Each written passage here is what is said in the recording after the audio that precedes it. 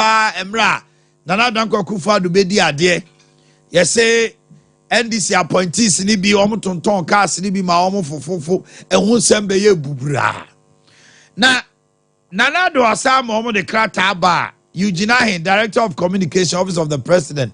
Now I say reiteration of policy on the acquisition of official vehicles by outgoing ministers and appointees. And I'm the who krata bi ani say NIA National Education Authority penny Woma chokrata say enkaka bi yemba nto. Em say no na do tie. No say Eugene Ahin kan chro koma omo. Nasema wachro nie. The office of the president reiterates the directive regarding the acquisition of official government vehicles by outgoing ministers, deputy ministers, regional ministers, and other political appointees at the end of the current administration's term in office. At the conclusion of President Nana Dankwa Akufo-Addo's first term in 2020, a directive was issued prohibiting ministers, deputy ministers, regional ministers, special assistants, special aides to the president and vice president, and all other political appointees under the President Office Act 1993 Act 463 from acquiring government vehicles. This directive remained in full effect as we approach the end of the president's second and final term. While past administrations have adhered to a convention allowing appointees to acquire one official saloon vehicle through valuation by the State Transport Company Limited, President Akufo-Addo has reiterated that this practice will not be applicable under his administration. Nana Muniyo. No official vehicle shall be acquired by any appointee of the current administration as the term concludes. Hey! Asante, obi di nani ato the Land Cruiser so, si abete so amanato, na na do se wunim. No vehicle shall be acquired by any appointee of the current administration as the term concludes. For clarity, all ministers of state, so sisi ye timu bi no, aswafo omo be de akire, mantem aswafo, omo bo aswafo na chidom, omo wo omampani asoye, yesi oye 8, wa vice president 8. And will be a buying way by na a buying way into the ma Juma ye no. Those serving as chairpersons, Timmy, where your board of directors, new board members, and members of statutory boards and corporations are required to comply strictly with this directive. All government vehicles in the possession of these appointees must be returned to the chief director of the relevant ministries not later than Friday, 3rd January 2025.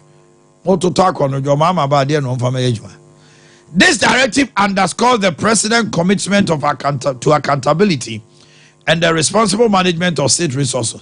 The office of the president anticipates the cooperation of all appointees in adhering to this important measure.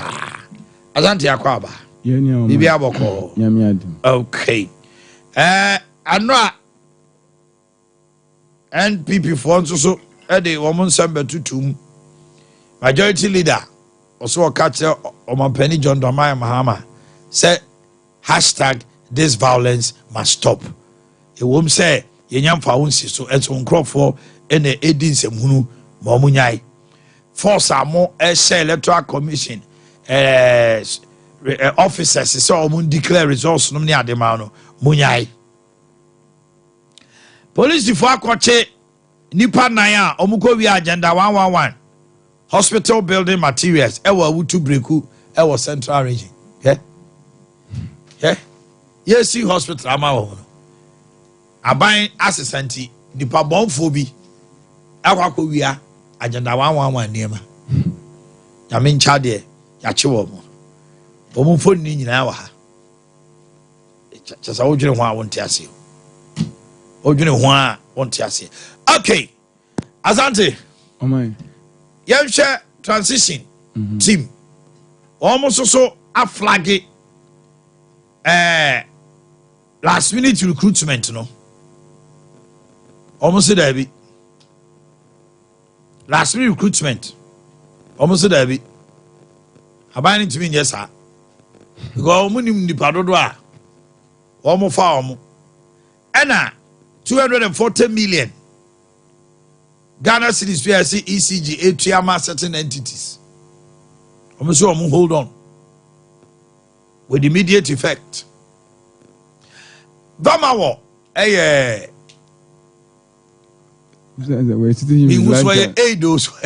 vigilante.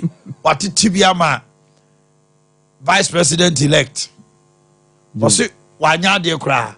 Say a whole transition team of Baba Coupe. Now a Kutia affirmative act now on my side the parliament. No, now was some amending and tomb as the first ever Vice President elect. Omo kwa transition a em say maame soya yeah onu kwa na ye oba odim nti fama wo say o ka kire NDC for ne team ni say omo hweyi mama no hwe na oma metietia emra so e wo man mu na wo keka bi kire na jerupoku agima say wo oba wo tra ho ahwe ama ye a whole transition oba ba ko pene wo o kan wo hwe ye Obiari never be a Oba Peri Mahama Yatis or Berry negotiate IMF World Bank deal no or buy a Bobo Modern and no Makusia Semisremo send your near Messi Kono. Nana Danko Kufuado Enra Ghana Science Services say will grow economy no by 7.4%. Inflation 23 and waja. Naimum a cow dear Jao money 807 billion Ghana cedis. That's at 2024. And debt to GDP is 74.3. And you know, my penny John Mama is coming to work with an economy that has grown by 7.4. Now, a cano say a minute 7.4, no, not say a minute. No. I thought you might too. Oh, my medasi. We let about Juana Udika can find another directive too. I am a fan. Say, ma omo sebe. Aban ejapade bi unfansa nka no na ya me atata kakra man ade this is how we knew Nanado. Oh sana na ye knew Nanado okay say this is the character we knew before 2016 say Nanado you be a on so se be nsemfo so we you be a we lawyer ni sana man so where had this spirit run to until now and now it's coming back obekonti but what I say 2020 election. That is all that we all cannot comprehend. Because the image we knew Nana Danko before coming to power. Nanado is said to be the #1 pro bono lawyer in Ghana. Pro bono, you can't say pro bono.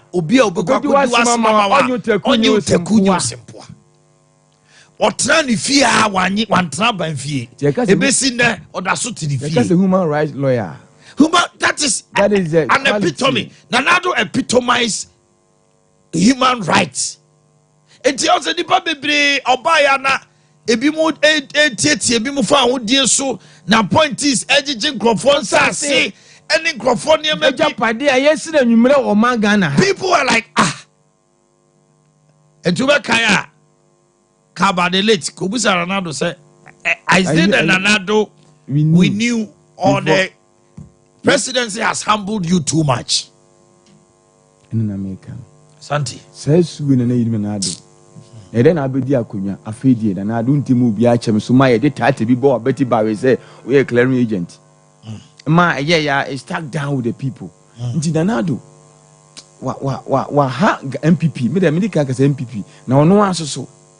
In the long run, hey, on my transition team, and I'm managing comparative 2016 transition team. No, 9 yet. It was because of the antagonism and the nature of the elections. Over 2016 election, now I hear as a war. We can be by now social media. Now a new radio so. Also 2016, they're not a radio, any TV wall. This time around, Kasa tiny na koye teaser. Actually, ni adenti ukwa no we had this in Ukraine cassette your mama ultimate sre you may yi kukon kitting no we yakukwa beta hone. It became some jovial though serious campaigning, unlike a bimu and abuphone toka. And yet to say 2016 tina 2016 I quite to say opposition and then the government outgoing government as a way to our yes but this time around transition in the corporation. But I feel no much as oh go from the one in your and some yami had almost a channel oh they'll do it for a repetition and fancy process number yeah and then no some no ma document and add mahama na and ye ma or no better ye why I come any the would ja or mine say we any crata or my japadie biano and one creature a good amount the stock that is it and they said into almost go him omoko him no ebia we ja to her ye be hu sa koduru ha we ni say na we ye hu na we ni na ministers no so asante more moment in the obu on ma kokwasa omo handing over notes no omo nya ni ye se wanye ni ya omo de ba beto abon se bi because say ye man minister no oman penisi will take you over 14 days or the ministers na ba beto abon hey sisi a we ni how or a dominant tarnachi e parliament eti wo kwa akoye say yempene bi ni obio ti se ne nanado yi minister NDC for say bet no way to acha with their M block we ya na say dem eti oman penjo mama the luxury of time sisi a menye so say honeymoon ono aba e waka say honeymoon na no odidi agro no won ka bio but there's what abre enu ana ne kasa na nye what I'm telling you ni say say transition so we ono hu nanado we no onko hobio onko jina home from now to 7 January rest bia papa no be the expectation of Ghanaians on him enyagro o guys ono aka ono wo hu no stress o my very near grow Ghana for very near grow ready now we o Bible say the wemba duamuna na duawiye ai enti say e wo bi tirim say o be relax na wajojo a me say MPP for omo opposition 7 January they will start 7 January on my page of mama didn't to see a just we ya the next day man from Soke to be number press conference oh so there that's how the opposition anything Ghana for so be feel many omo hu on my page of man dramani mama memoda no afenu omo ba be feel many say the enkrofo ka fa ne ho no eye no kra na enye no kra e bia ne mama bi ka che say mahama bubu amamu papa chen te na na do ubu na ana wa anya de na okoye no asaba we a wo be you fu no e koto aba ma the testimony on person so ministers are obeyi mo and say mo mama na nimu abanyama na mbegu na nimu and say mama dey say 2 years kwa no reshuffle 1.5 months years kwa so reshuffle and you reshuffle nje say onya ade o we are there ko bi so kokoya ade e say eye giga and no ne agrika 8 years no ba ko 45 ku fi 8 years na nipa ko yesi nsuo kura anya nipa o nsuo ka cha to mo ayi na ade ya tra ho sa mamu akwata de yakwan de agrom yesu ya February es osra usu 8 years and na boy bi kan so sheme o say the whole Africa Ghana yanko na ye credit the boarding Nanka, how are you even going the most expensive data in the whole of Africa. The most expensive data. Data of Africa. Nigeria is the cheapest. Glow MTN MTN na ha. Try a corner say Nigeria data is oh na MTN no.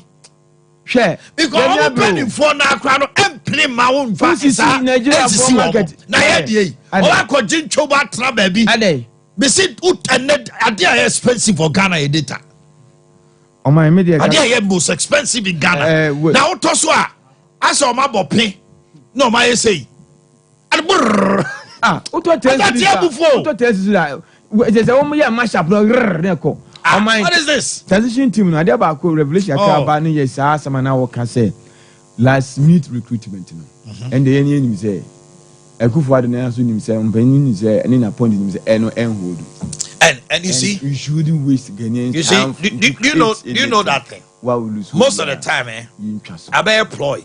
When NDC was leaving power, they did same. You know why they did it? They did it, and then when they know the party comes and will tell them to go home, and now I'm far more. They amount your biakoka. Oh, yeah, fine, Nipano. Abayne buy and obey you, ready. Now Abaye a blot on the new government. At times by Naje Kufuor kono wako pass fair wages. You met your human for Kahon. Okay, fair wages commission. No, I'm running out to next government about Metia. Ometia and Jumai for listen, Ghana for when they demand for increment near there. President Mills, but I'm just say President Mills say, Yentimi ma emma say, Ubaya kutia katia wintino. They gave President Mills a whole 1 year honeymoon. Jumai 14 asi. Everything I say, more increment na abayin money yet to say. Jumai 4 Ghana. Eye insensitive no. Banana so you bet you say. Asante.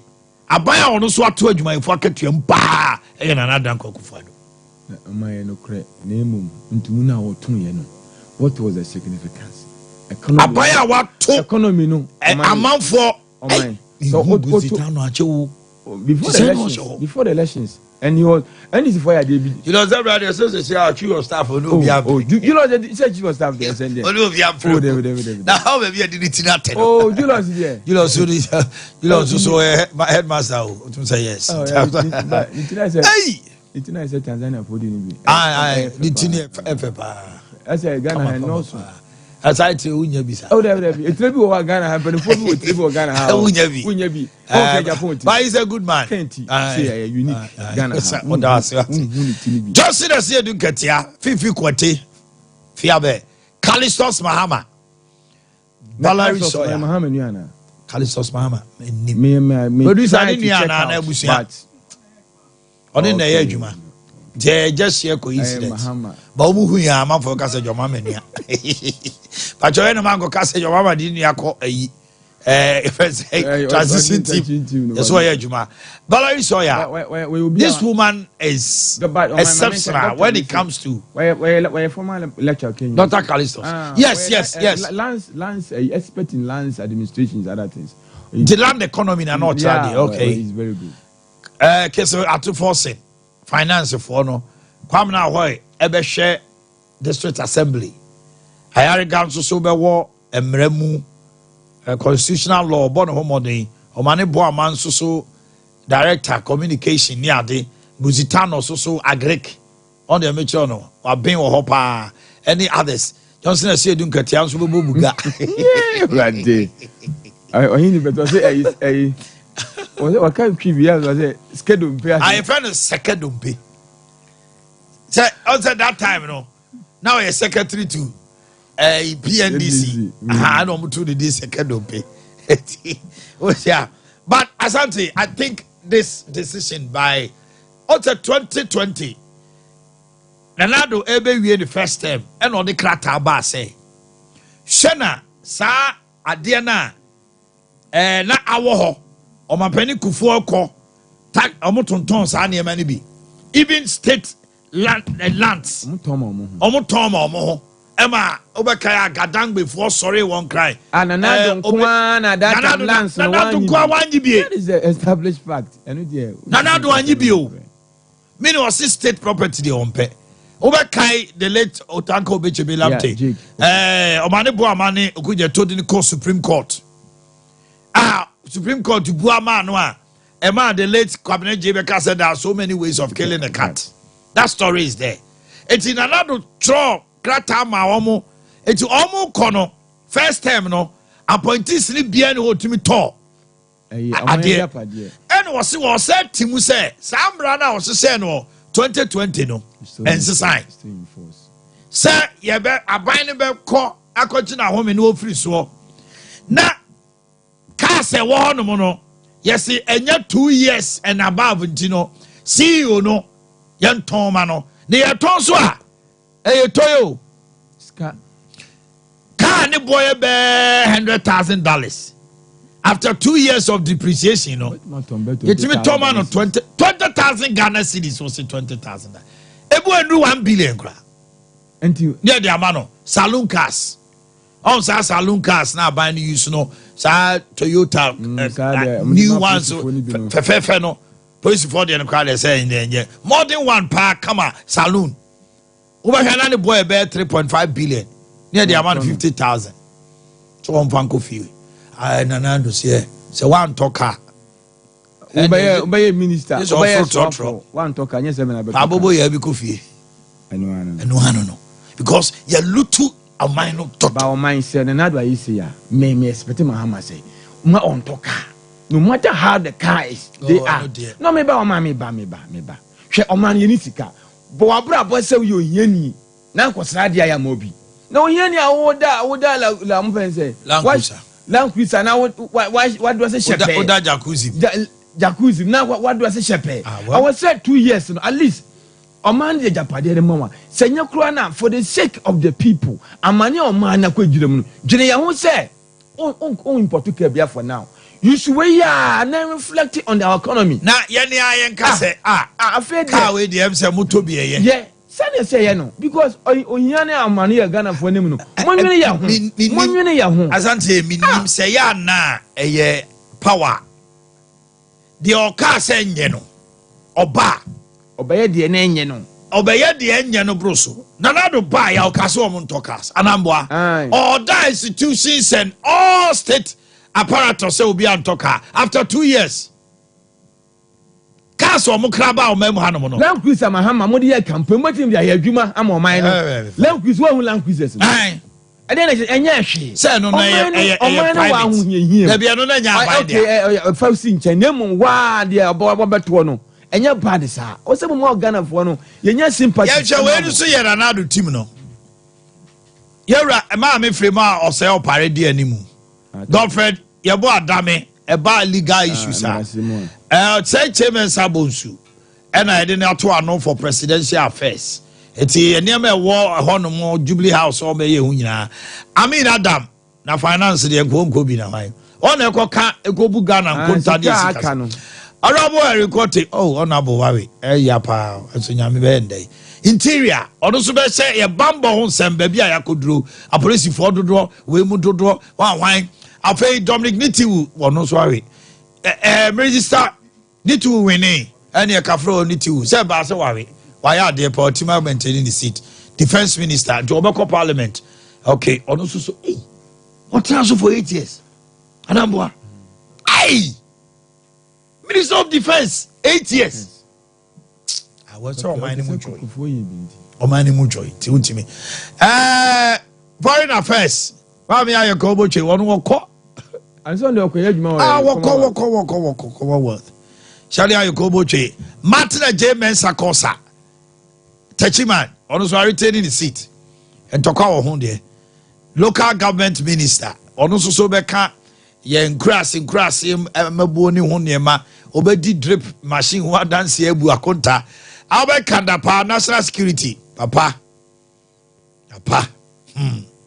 odon so eka ho and additional team no head of civil service Dr. Evans Agridako na tuata this man one day he's always there whoever what meaning say na tuata local government service why I'm going to masa Rollins in only Rollins me name is see the age baba wono so cute oh they want the dey oh na tuata wasomo mai papa Ambassador Mercy Debra Kakari Mr. Edward Asumani to hear MPP team no ma no ye miensa chief of staff Shalia Yokoboche and then Mercy Debra Kakari miensa Mercy Debra Kakari another Mercy okay that can say one more from there so me additional team they don't belong but another dey na mienu they don't belong to any team another dey na mienu opare and but Ghana have made history. We have a first ever vice president. Okay. Now basically now we can say yenya second gentleman. What you want, sir? Minyanti, but maybe some pa. Some few days. So I was seeing Yasika. Yeah, be that. Over Pebiama. Oh, my, I never come home so can anyone say, why did me say, we yamwa, UN for support, almost a pledge of support. And what they are to transition time for that matter, team now, Buano, for the preparation of the budget, say, is demanding modest budget. A catcher, say modest. Quick, can say, budgeter, sebi. A won't do that form. That form. Puntio ne. I want to austerity measures. Be nominated. And your man who here, they cover brain is animating pro poor policies. Be a my high. And the media may say economy media on my semi or man pennies. Yadia. Papa no ye be milibino. I will fluke me wood. Papa, Doctor, no. Will you former Bank of Ghana governor? You know where you fluke me. Do for. Oh, the only minister, Oman Pebe, be not on boys now, because on an advisor. One on the head of the economic management team. And because Mandamos, woman, the Boama, single digits. Now, Unim said, as at 2012, first ever since the 1992 fourth Republican Constitution. Atamos in quantity achieved 14% growth rate. Atamos. It's all because of Mapo. We said was Atamos in Kwao. Jake for 7 point something. Sesia Nanado 7 point something. Nanado just 7.4. Or before 3.4. Or the cost 7.4. It's your penny, your mama. Or Herculean ties. Though a nearma I say economy won't send some. See economy nuna. Ghana's gas service say enyini. Tiemio, Oba be dia Ghana Sanska Service a catch Ghana for say economy na yes at Tiapan you say yes 7.4 growth rate. Not just any the excuse of I say Bibino or Munchasu. Oh, there is so bad man penina. What because if you are not careful, speak like you're in your position. Now you can't speak like in opposition. Yeah. And yes, sir, you scare away investors. I say one can say I say you bet me ye. You speak some of these words. And yes, sir, you put off investors. Because as it stands now, there ye nim say inflation in 23. Ye nim say growth rate GDP 7.4. Your debt to GDP 74.5. Japan debt to GDP 205. 205. It's debt to do. How you will manage the resources? America Bob Sianche will be a. And so 1 to 2 near years, Anabeba. And they, Oman Penny John Mama were a Herculean task. The youth, not even a penny full, the youth of this nation are looking up to him. Economic growth, no way, and yet, and another never too hot. Ghana's gas service, and I was said, Oman Penny John Mama Casa on Yindi. You want another one for growth rate in Metro. And Ghana's gas service. Other than inflation 23, the Muslim Mujitum now see economy a growth of 7.4. They also you have your doubts. If I doubt that, you bring the alternative. Oh, you need, yeah, I'm sorry. Now the whole week been till on count. Bravo. Are they? Some patch at the say, no cranny brow when I'm here, see me. Many more did that for this. No wife. Yeah, me to me. Oh, I'm a first there. To see how I swap closure. What's about Kelly closure? I always say meaning in a unimu. I said, me Toby Mammy. Doctor, we didn't come. Yet we told we in radio. Oh, that be, oh, you be a romantic. I know. Oh, I'm very romantic. I know. And just as I'm telling you. When quiet, I don't wait. Who could me? Oh, yeah, when you have Baba, what would you romantic say? You need to get your romantic cry. Aye, Mammy Tioka Caname. Aye. Oh, yeah, the radiance say any GD 40. Now a bomb pies are some drain one a beba. Yamin, I am my assignment. We are where ye bomb pies, Yamebe some jabba and some jabba. A Benamia Senabra. MC to a baby in Kasai, and then my general advice. One say, me a video be Sagana for him Pempuntu, and I trend there. Me and Waya, but on some the video no ye a propagating no ya na niam ni bu film o kaya me kai say 2016 e die ntina na ese to abetia excellence John Dramani ma cause mpuntu ya no aye eno de o ma yi film o yi honi fro na waye wo racket ya Dubai enam si wa wansena esi so me kan was that video no me a friend nation builder Ghana for said there be e kom de yen eti nya de ye kan kura na obe o kan no beti ne ye to abaya ya ne di tia excellence John Dramani mama emma na na do ko opem so ka che ne say Ghana for the come me ba to video no mo wa mo san fa mo so ai eno aye boy pa e de ma wo ena na do dan kwaku fa do so ba no di free FHS aba ena Ghana for start ye ekom de yen nam se Ghana for no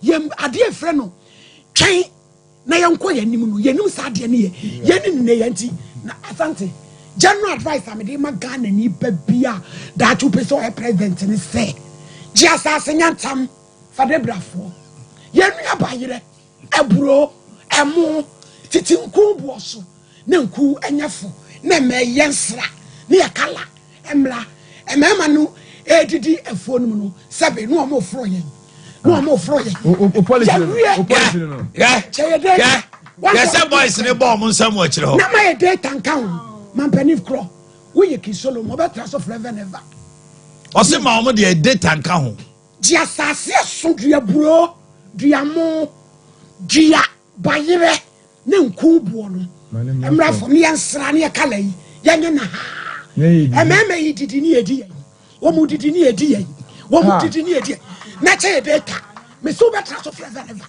me say Excellency John Dramani mama ba wa ba seki so be ye nation builder so sa be sisi adan eni busu ni sia o do me sa be ye ekom de yen enti Ghana no ade a eye da asante na ye wanwana yempe ade na ese get to abeja Excellency John Dramani mama 2016 me afra nation builder infrastructure one bet you are free nisem and infrastructure ku fa do build o man wa enti obi a na ho se kom de yen yempe enti wo ye man panyina dwene wo ho ye duro betini de American so beti a ji asase fa ye ya de brafo ni ye no na wo de wo de car na nka dwada no amabayire ne na wo de abeba market na yefo ni kuso na tomatoes ayefo ne me ya sra ya ho ya kono na nsu oto ye bolu banyo yes said there what is Suki Solomon obi no betu we dey o ye dey man Ghana for trending ayi e dey we dey e be trend ya cheni nyina emema yi didi ni edi ni ya man peri obi me bi so asa we wie what gwara no say yesie die we campaign message pa o media now we campaign message be the say we o de opa mo fa we si abonti won vote ankobenya onu aduane ama nkrofo di free ye kwa Ricardo match no kotokori house no enu a ya boma o ba born there ya boma asema muka wa no trende referee ni there no Dabi ya boma so sre house mo no munim no be se kotokwa you say Kumasi dum no omuntimi she say ebe dey say ebe se oh but kotoko defeat there is not in this particular match the baba shani nam keke baba sha o weye now they am dey ba ko dey say kotoko ni pole ni ba ko bi no we say no am ni pole di ko me ka na ono susu de o che pole trauma kotoko lusu match we say on net now yes say wa so now eno ahun de Barcelona ya koye Dortmund Ali Mando na akotina Canada kabo ye o ball e wadwuma una sen ka ye say adwuma we nyina wo no de ye Dortmund wo mu krom ho no wo ye bi 3-2 no